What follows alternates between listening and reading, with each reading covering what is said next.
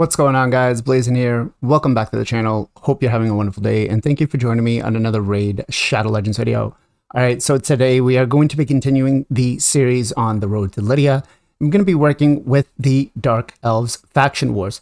Now, Dark Elves have a lot of great champions, right? But the point of this is going to be to try to do it with a budget team, right? So we're not going to be using any OP legendary champions. We're going to take out any void champions that we have. The only one that you could possibly use will be Vizix, but we're not using it in this showcase.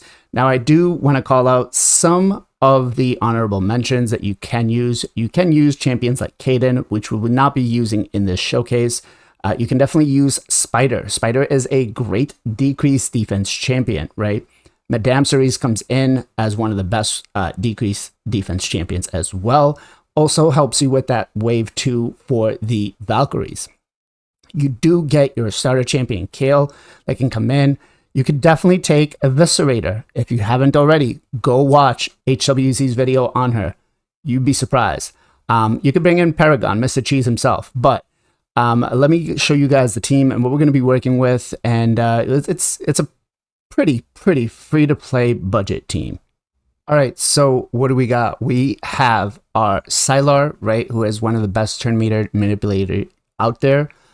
We do have Painkeeper. We do have 2 Cold Hearts. Now, the 2 Cold Hearts could be replaced by anybody else, like a Dark Kale or a regular Kale if you really had to. Whatever other nukers you have. I'm just using Cold Hearts because they're pretty squishy and, you know, they're rares. So we are bringing in Marinix. Marinix, actually, I really love with the Hex and Decrease defense. I'm trying to use her in as many teams as mine as possible because the combination of those two is great, right? But again, she could be replaced by a Madame Cerise. Now, we do have an AI setup for this, and that's because of the Cold Hearts. Ordinarily, you wouldn't really need it if you're not using Cold Hearts, but Wave 1 does have the Black Knight, so if you deplete his turn meter too much, then you're going to be there forever, right? But basically what we did is we left Sylar to do whatever she needed to do. We just opened up with the A3 every time, right? Making sure that we get that decreased speed out.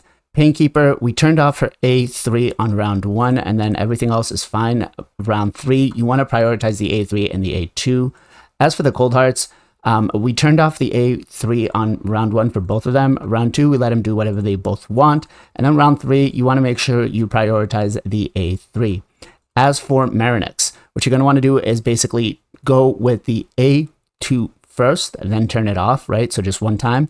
Same thing for round 2, you just let it go. And then round 3, you make sure she prioritizes the A2, right? Getting that decreased defense down and the Hex. And you're going to see here, this first wave should go down probably in about 15-20 seconds. Black Knight, kind of annoying, to be honest, there we go. Marinix actually taking away that unkillable makes it really nice for us. So by this time, most of them should already be back to their cooldowns. So we should be pretty good on this wave. Decrease defense, Hex, our Cold Hearts smacking, Marinix putting out all the work, Painkeeper smashing those Valkyries, making this wave look really easy. I don't even think they took a single turn. Look at that, 47 seconds, we're at the boss, fully healthy, right? I'm not going to lie, back in the day when we originally had to do these without the blessings, they were a pain. With blessings, though, this is becoming a lot easier, right? We get Phantom Touch, we get, you know, some really good Brimstone procs. It's really nice. So 1 minute, 12 seconds, we have the ads down. Boss is basically free game at this point, right? We got Brimstone out. We do have the heal reduction. There goes the decreased defense. There go the 2 Cold Hearts. Healed up by the Painkeeper. And 1 minute, 33 seconds. 1 minute, 25 is my best time. Let me do another run just so you guys can see that it's not a fluke and that, you know, it actually does happen multiple times, just like this. So the decreased accuracy actually is quite nice on the boss, right? Not being able to land any debuffs on us. Yeah, kind of helps out quite a bit. All right. Now this Black Knight might hurt us a little bit here because we didn't strip that away from him, but He ended up using the A2, so we're pretty good there. All right, back to this pesky wave right here. They don't even get to take a turn again. Cold Hearts are going to put in some work here. Painkeeper is built for damage. Yes, she is. She's basically in my Iron Twins build, and just works really well on this, right? The stun set on Sylar is the best for her. Brimstone's already out. We got decreased speed out. We're using the A3s on the ads, right? So the Cold Hearts basically depleting their turn meter so we can get them down. There we go. These ads aren't even going to take a turn. Okay, well, one did. All right. Painkeeper healing us back up again. Brimstone might not even be worth it because I don't think the boss takes more than one turn, it looks like. So, 3 stars, 1 minute, 34 seconds.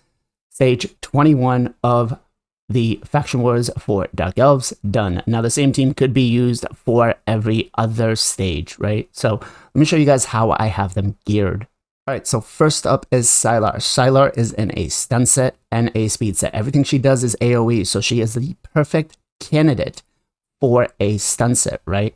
Now, refresh accessories aren't really going to be useful for her, right? She does have some debuffs. She does bring the decrease accuracy and the decreased speed, but we're not really going to be using her for that. We're basically using her to keep the Valkyries at bay, right? Getting that decreased speed out first, and then just trying to keep those stuns out as much as possible. As for stats-wise, what are we looking for? Well, we want to kind of tank you, right? So we got to build at 46k HP, 2.3, almost 2.4k defense, 226 speed. The faster you have her, the better it's going to be for you, right? We did build her with 100% crit rate and 149 crit damage, just to help out dealing a little bit of damage, right? As for accuracy, we've got her at 379. Now, blessings-wise, we did go with cruelty. We did fully book her. Although, booking her doesn't really help out too much. It reduces the cooldowns just a little bit and increases the chances. But again, if you're just using her for the stun set, you don't need the books. They do help, but you don't need them. As for blessings-wise, well, you're going to want to make sure that let me move her, there we go. You're going to want to make sure that you take Eagle Eye, you're going to take Master Hexer, Evil Eye, and Lord of Steel, along with Swarm Smiter. You're going to want to go down the offense tree, and you're going to want to take Methodical, and you're going to want to take Kill Streak along with Cycle of Violence. Now, if you don't need the accuracy, you could go down and take War Master. That will speed up your runs and help it be a little faster, a little more consistent with less gear, right? All right, so next up is my Marinix. Marinix was a previous fusion, and a lot of people skipped her, and I'm glad I didn't, right? I'm finding her right now to be one of the most valuable champs on my account, bringing the decreased defense and the Hex out, helping me out for hard mode Spider, helping me out for Doom Tower trash mobs. I'm really, really happy that I actually did this fusion. Forget the fact that she actually looks really cool with all the daggers and whatnot. So yeah. All right. So we do have her built with a triple perception, right? It's accuracy, accuracy, accuracy. That's what we care for. As for, do we really want refresh accessories? They do help, but they're not mandatory, right? Now, stats-wise, what are we looking for? Well, we basically built her pretty tanky. We are just using her as a debuffer. She's not going to nuke. She does nuke, but we're not going to have a nuke in this one, right? 66k HP, 2.6k defense. If we could get it closer to 3,000, that works well. 251 speed, you always want to have her going first, right? Bringing the decreased defense along with the Hex makes her viable as your go first champion, right? Before your speed booster, or after your speed booster, sorry. You do not need crit damage and crit rate on this build. You do not need resistance. We do have her fully, we do have 433 accuracy, sorry. Going on to the books, we do have her fully booked, right? The books do help. You only really need the A2 to bring it down to a 3-turn cooldown and make it 100%. Anything else isn't going to really help. It really depends up to you, right? She does ignore unkillable debuffs. If you have the books to spare on this to make it a little easier for you, go for it. If not, it is what it is. Brimstone is what we did take for her, right?